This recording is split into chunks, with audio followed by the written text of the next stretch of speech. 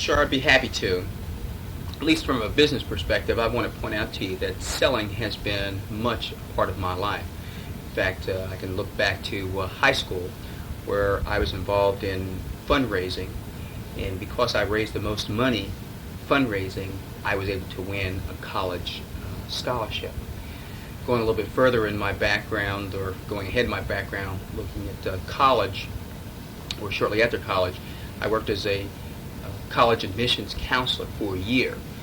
Myself and 5 other people were responsible for recruiting students to the college, which is important to the bottom line. And that year, I recruited the most students. I recruited about a third of the students who came in that fall. Following that, I worked at West University Hospital in psychiatry. And one thing that led me into pharmaceutical sales was what happened was I got a product on formulary while I was in the hospital. And because of that, that was something that helped me get into pharmaceutical sales, particularly hospital selling, because that was important to me, hospital selling. With SmithKline Beecham, within the first 2 years, I made 2 significant accomplishments. Number one, I became the national sales leader for an IV antibiotic called Monosid. And also, too, due to those sales and other sales of priority products, I was promoted to a senior sales representative, and that's pretty significant in the first 2 years of this company. Another area that I think is pretty significant was the sale of a major priority product, and that was Tagamet. Particularly within the last 2 years, Tagamet has been showing declining market share throughout the company. However, in my particular territory, I was able to contract 8 out of 10 hospitals to increase Tagamet market share in those hospitals. But more significantly, in one of my major institutions, Western University, I was able to get them to use Tagamet as their agent of choice. And within 30 days, I was able to turn a 20% market share into an 80% market share. So I guess in summary, I would say that with those accomplishments in mind, that I believe that I'm a person who is persuasive, aggressive, hard worker, results-oriented, and I move people to action. SmithKline Beecham. Within the first 2 years of working for SmithKline, we sold a variety of different products. Well, Mr. Allen, why don't you tell me a little bit about yourself? Sure, Ron, I'd be happy to. Particularly with respect to my business background, what I'd like to point out to you is that much of my life hasn't been involved with sales. In fact, I can look back to when I was in high school. I was involved in fundraising for a college scholarship fund. And that year, I was able to raise the most money for college scholarships. And because of my efforts, I won a college scholarship. To go a little bit further in my background, shortly after I finished college, I became a college admissions counselor. I was responsible for recruiting students to the college campus along with 5 other individuals. And that year that I worked for them, I recruited the most college students to the campus, which was about a third of the students for that fall semester. From there, I went to Western University, and I worked in the Department of Psychiatry. And that experience led me into the field of pharmaceutical sales. When I was with SmithKline Beecham, within the first 2 years, I made 2 significant accomplishments. One, I was recognized as a national sales leader with the sale of an IV antibiotic called Monosid. And the result of my sales, I brought in $250,000 to the company. But because of my sales of Monosid and also successful sales in other priority products, I was promoted to senior sales representative, which those are both significant events within the first 2 years. In addition to that, I was also successful in selling another priority product called Tagamet. Now, this is in light that the company was showing within the last 3 years a significant decline in market share. However, in contrast, in my territory, I was able to persuade 8 out of 10 of my hospitals to sign contracts to increase TAGMET market share in their hospitals. But more significantly than that, in one of my hospitals, my major account, I was able to get them to sign a contract. And within 30 days, I was able to turn a 20% market share of TAGMET in that hospital to an 80% market share. So, in summary, with those accomplishments in my background, I believe that I'm a person who is persuasive, I am enthusiastic, I'm aggressive, and I'm results-oriented.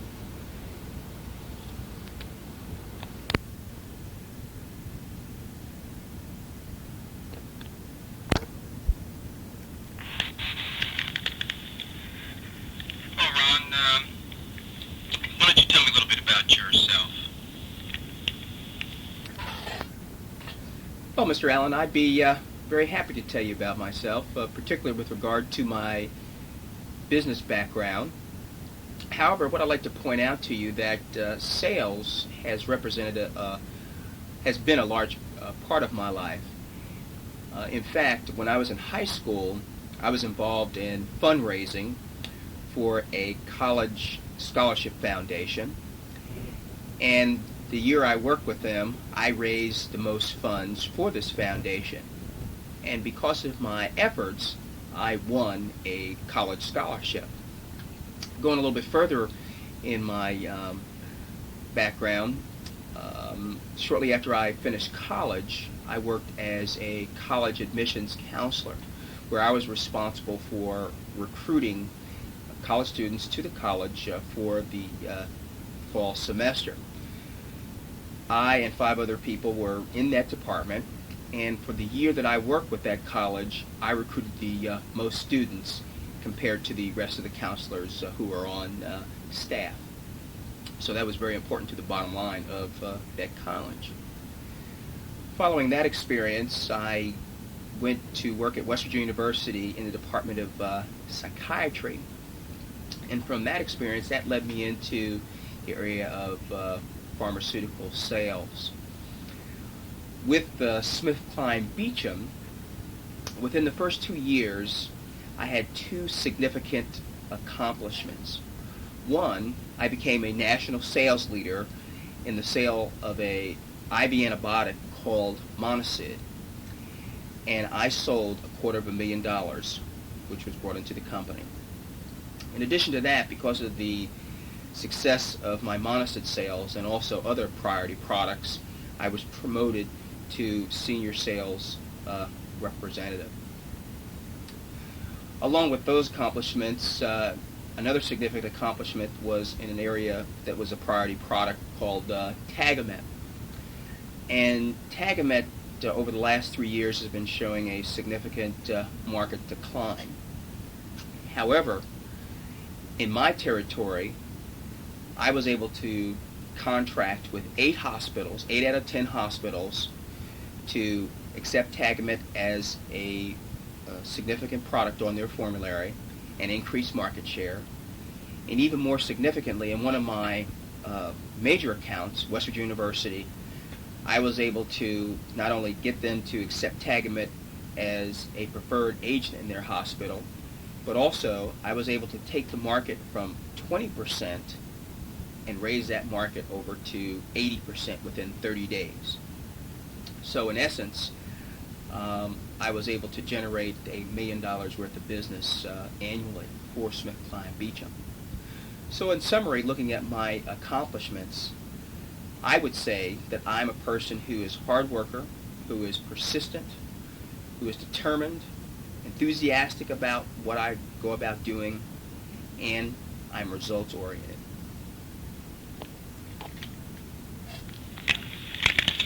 Rate yourself on a scale of 1 to 10. On a scale of 1 to 10, I would rate myself anywhere between 80 to 85. Well, 85%. And the reason for that is I feel that I do an excellent job whenever I go after something. However, if I was 100%, that means there would be no room for improvement. And I believe that I'm always open to learning new things, to learn how to do things better. Describe to me a situation where your work or your idea was criticized.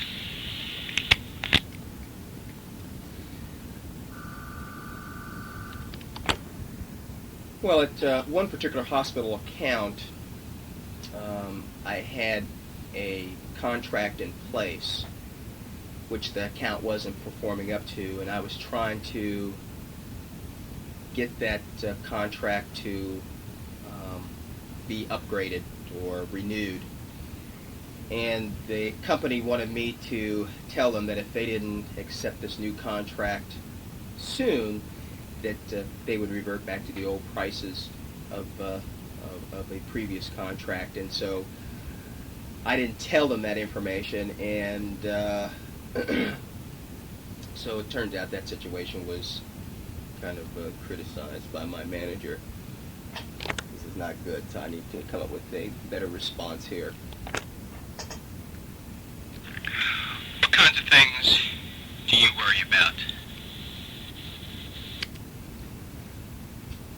Particularly when I was in the pharmaceutical industry, I think the thing that I was most concerned about, and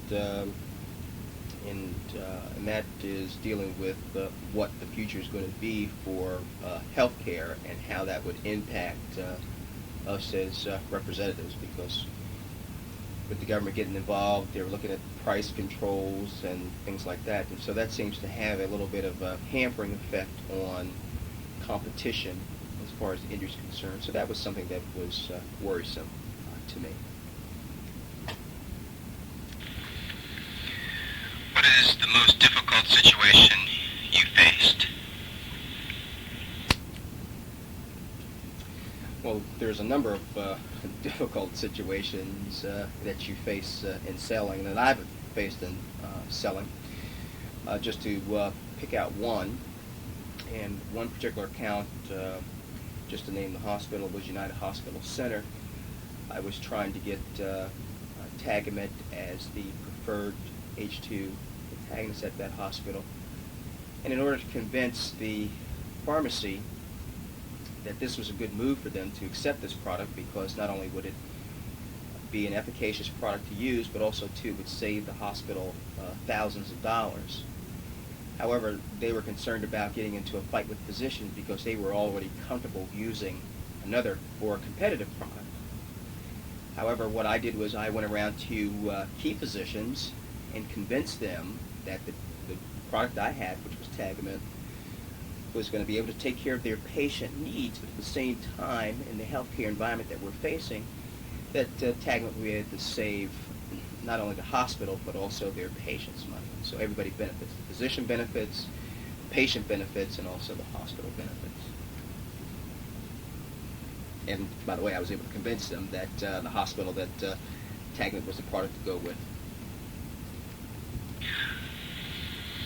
What have you done that shows initiative? One of the areas that I think I can demonstrate where I've shown initiative was when we introduced a product called Paxil, which was an antidepressant. And with my background in psychology and psychiatry, I worked in that environment where an antidepressant would be used. So I was familiar with that market. And so with my colleagues in my district, I was able to help them to identify not only who the key customers were, which were obviously the psychiatrists, but also it was important to help them identify other people who were important in getting the product moving in their territory, and that would be nurses, pharmacists, and even psychologists, who none of those individuals write prescriptions, but they can be very influential in helping those prescriptions get written.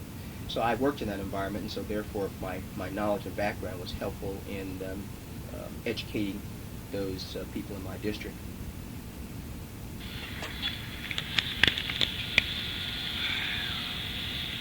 Can you work under pressure?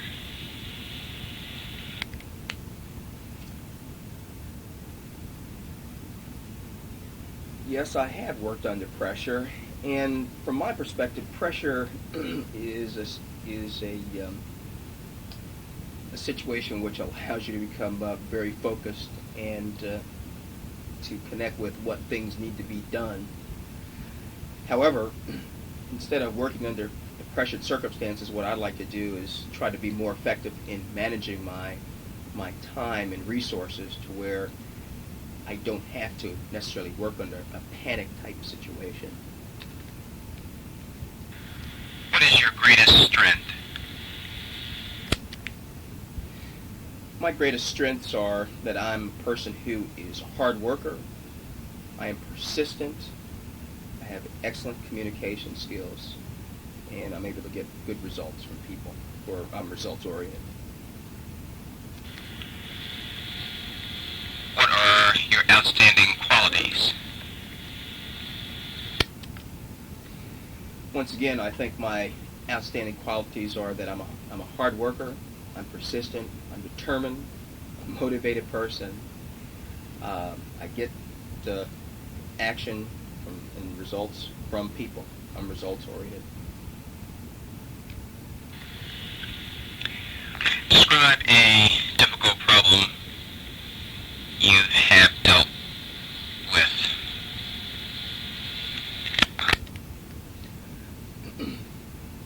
I can describe a number of problems that I've dealt with. In my district,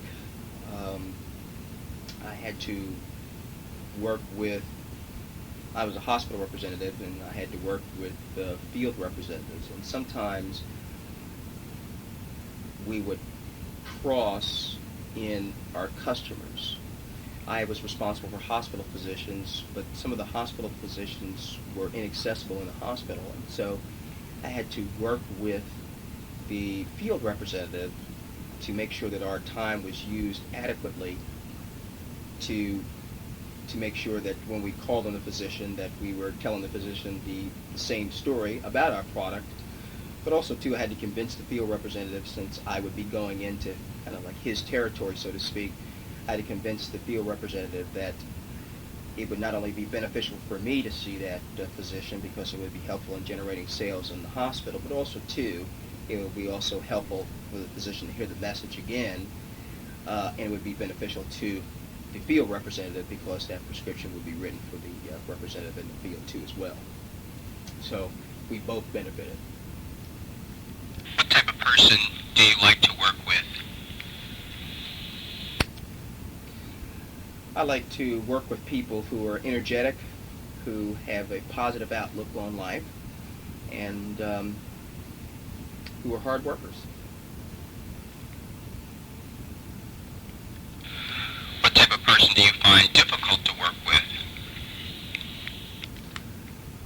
I think the most difficult person I find to work with are people who are pessimistic, who are doomsayers, so to speak, who are not optimistic about future events and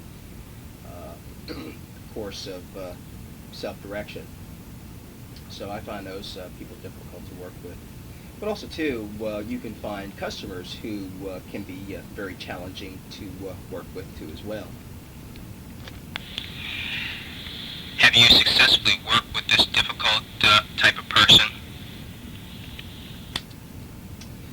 I wouldn't say that my customers would be pessimistic, but yes, I have been successful in working with customers who are difficult.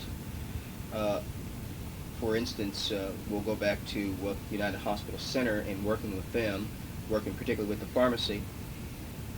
Initially, they didn't see it in their best interest to, even though Tagamet would have saved them money, they just didn't want to battle the physicians and trying to change a habit that was already in effect for them.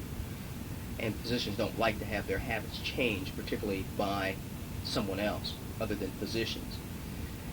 But like I said, I was able to convince the pharmacy that the physicians would be behind the change, and so therefore when the pharmacy was convinced that the change could happen, the physicians would go along with them, that they were more likely to work with me on having Tagmet as their agent of choice in the hospital.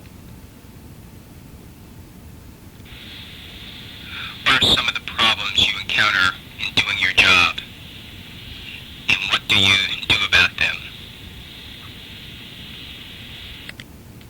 I think I mentioned earlier that one of the problems or challenges I have in my job situation is working with field representatives, because we do crossover customers on occasion. And so the challenge is that because this is a sales situation and it involves, we feel responsible for our customers, and so therefore that generates income for us. And so you don't want somebody else coming in there messing with your customer. So my challenge is, or overcoming that, is to convince the field representative that it's in our best interest for both of us to work with that physician, that we communicate with each other and keep each other apprised as how that customer's come along with buying our particular product. And also the bottom line is that we both win as representatives, but the company wins too, and also too, the physician wins and the patient wins too.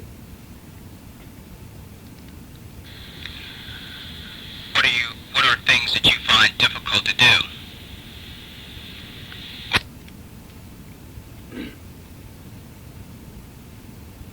I think that something that I find difficult to do is to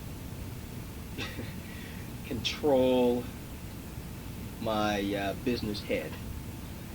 And that's to say that what happens is that I feel like I'm always on for business.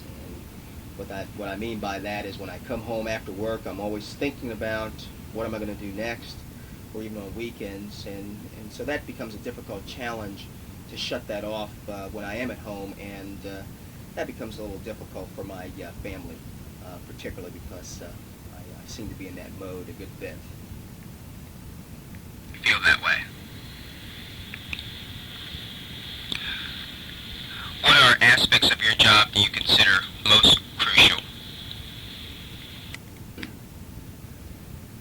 I think, particularly looking at this from the sales perspective, I think it's important for me to prioritize my customers, find out what customers have the most potential, target those customers, and identify who they are, identify what their needs are, and demonstrate to them that my product has what their needs, and close business.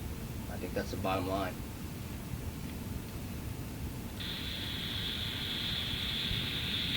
How long would it take for you to make a contribution to our company? I believe in order for me to answer that most effectively, I guess I would have to know what would be my responsibilities within the first 3 to 6 months with your company. And with that being said, as I mentioned to you earlier, that within my first 2 years of SmithKline Beecham, I was recognized as a sales leader selling that IV antibiotic. And I might point out to you that that antibiotic, even though I did very well with it, it wasn't very well received in the medical community. It did, at least from their perspective, have some flaws. And so therefore I was able to convince my customers that in fact it was an efficacious product, that it was something that was going to be beneficial to their patients, that their patients would get better, and it would lessen nursing time in the hospital. That means that the hospital would save money and also save time, and that the patient would get better.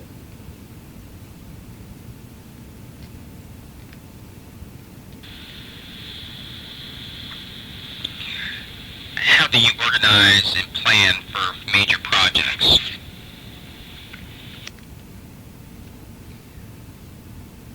what I do is I look at what is the objective, what is it that I want to accomplish. The next step after that is I look at what it will take to get to that objective, in the sense of action steps, and then I draw up a timeline of how long it would take me to put those action steps into effect to get to that objective. What are personal characteristics that are necessary for success?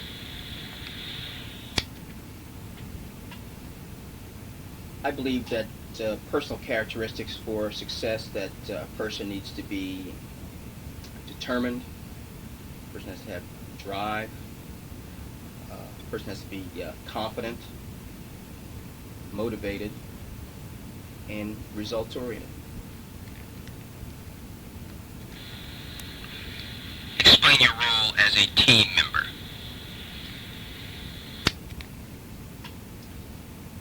I believe the role of a team member is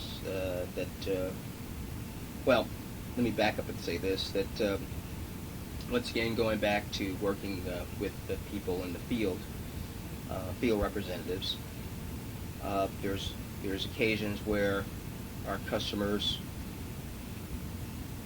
will be crossing over each other in a sense, and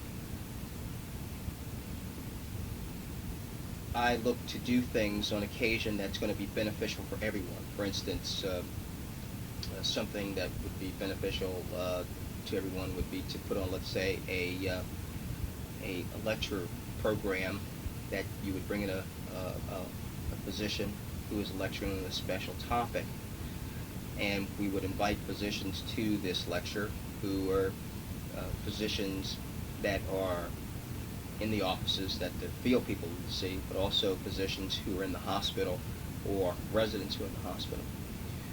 So it's a common goal, but everybody benefits. Each of the representatives benefits because their physicians come, but also the physicians benefit because they're going to hear something that's going to be important for them to help them in their practice. Define cooperation.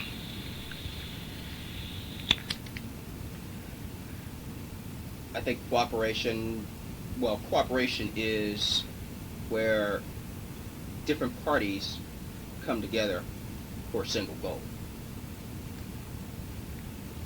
What would you do when you have a decision to make and no procedure exists?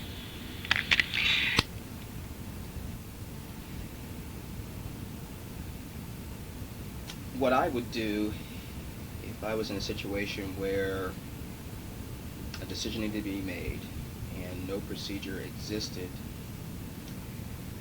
I would first try to contact my supervisor or talk with my supervisor as to what might be the best way to proceed. However, what I would do is, if my supervisor was not immediately available and it required that a quick decision needed to be made, I would review the situation, look at what are the benefits of making a decision versus what are the negative aspects of it, and weigh those. And if the benefits outweighed the negative aspects, I would make a decision that I feel that would be in favor of not only the company but also to the customer. Give me an example of decision where no procedure existed.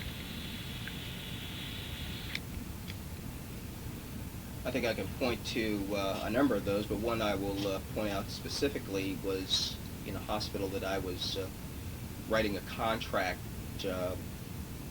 for Tagamet, and in order for this hospital to win this contract, they had to agree to one of three aspects of the contract.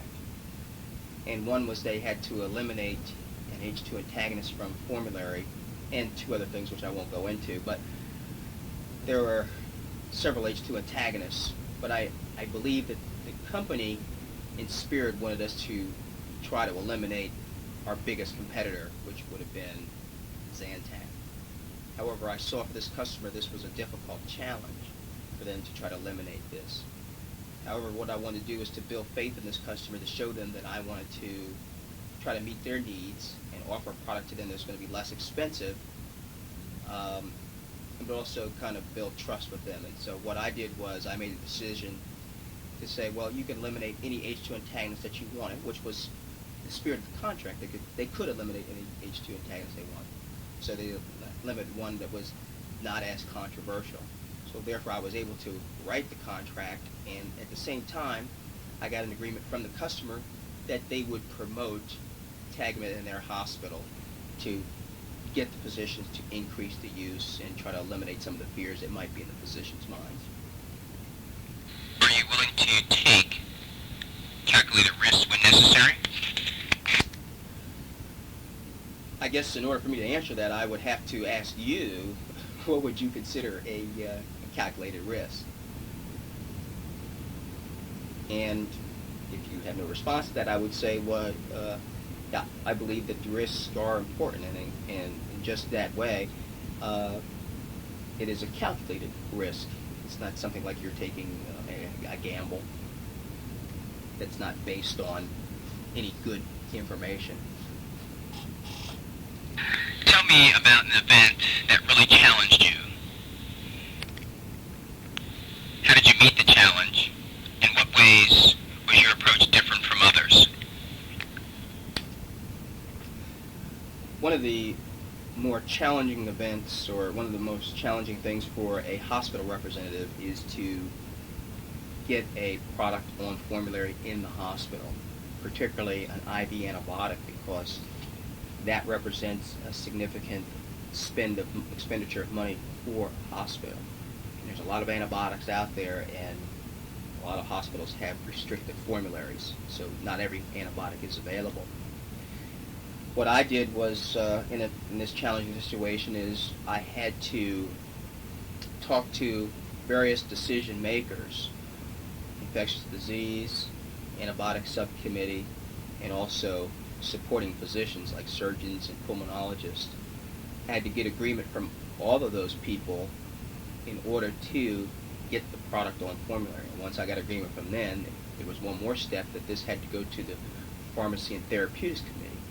So I had to have those specific groups go to or notify the Pharmacy and Therapeutics Committee that they did feel that this antibiotic was going to be beneficial for them in their practice, but also to the hospital, whether it was going to, number one, be effective for the patients and getting the patients better, and two, was it going to be cost effective for the hospital to put this on formulary. While I was more successful in this venture than someone else, a previous representative tried to do the same thing in trying to put an antibiotic on formulary at one of my particular institutions. Turns out that they didn't get a broad base of support among physicians. They went to one specific physician area, vascular surgery, and there wasn't enough support throughout the hospital, and so the venture failed. From my perspective, I went to not only the vascular surgery, but I went to other general surgeons. I went to internal medicine. I also went to intensivist physicians who work in the ICU, and so I got a broad base of support from many physicians to say they wanted to have this product in the hospital. So therefore it was much easier to convince the decision makers that this was a good move.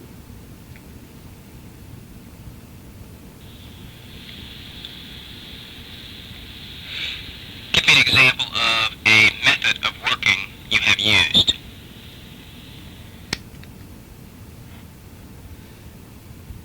Well, with regard to how I go about my daily routine, is what I would do in planning my schedule and seeing my customers is, first off, I would plan my schedule pretty much a month in advance as to where I would be in my territory.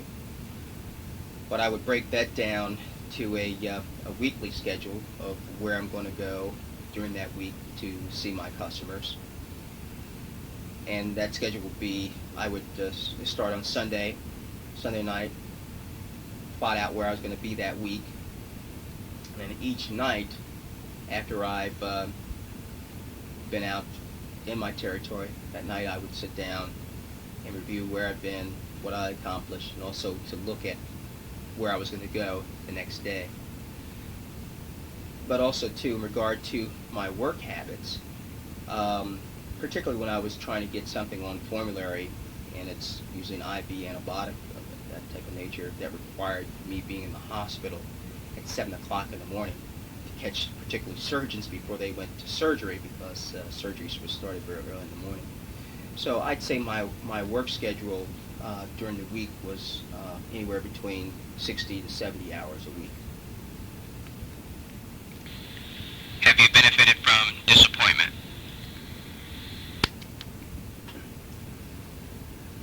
Disappointment, I find, Come on down. for me, disappointment is a learning experience. And what I do is I go back, review what transpired in the transaction, because it's likely that I'm going to encounter that situation again, and I try to learn from that situation, so when I do encounter it again, that hopefully the same mistakes won't be made, and so we'll have a better or more successful outcome.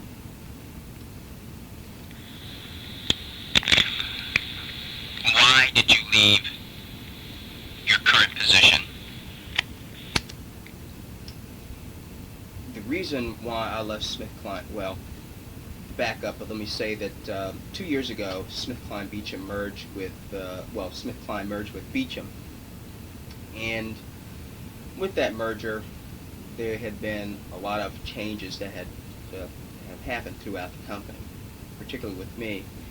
I found that I had encountered, within 2 years, 4 different managers.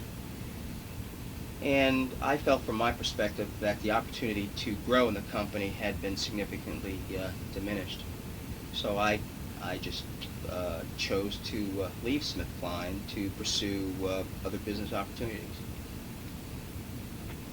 And the more territory look promising.